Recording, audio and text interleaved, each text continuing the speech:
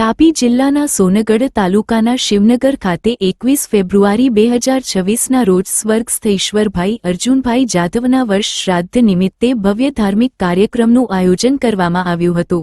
આ કાર્યક્રમ સોનગઢ સાર્વજનિક હાઈસ્કૂલના મેદાન ખાતે ભવ્ય સ્તરે યોજાયો હતો, જ્યાં ભક્તિમય માહોલ વચ્ચે હજારો ભક્તો ઉમટી પડ્યા હતા। સ્વર્ગસ્થ ઈશ્વરભાઈ અર્જુન જાદવજીના સુપુત્ર શ્રી પવન ઈશ્વર જાદવ અને શ્રી ભાવેશ ઈશ્વર જાદવ તેમજ સમગ્ર જાદવ પરિવાર દ્વારા મહારાષ્ટ્રના નામાંકિત કીર્તનકાર અને ભાગવત પ્રવચનકાર રવિકિરણ મહારાજ, મૂળ ડોંડાઈચા નિવાસી, ના કીર્તન અને પ્રવચનનું આયોજન કરવામાં આવ્યું હતું।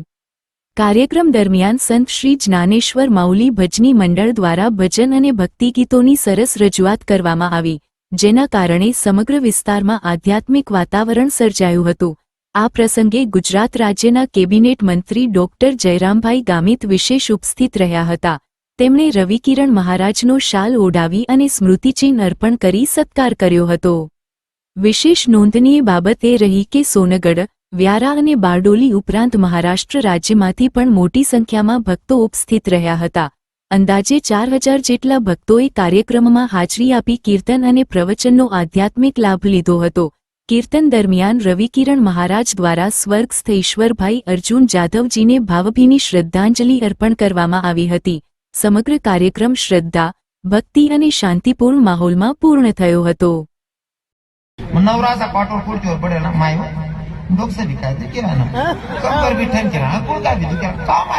खिचड़ी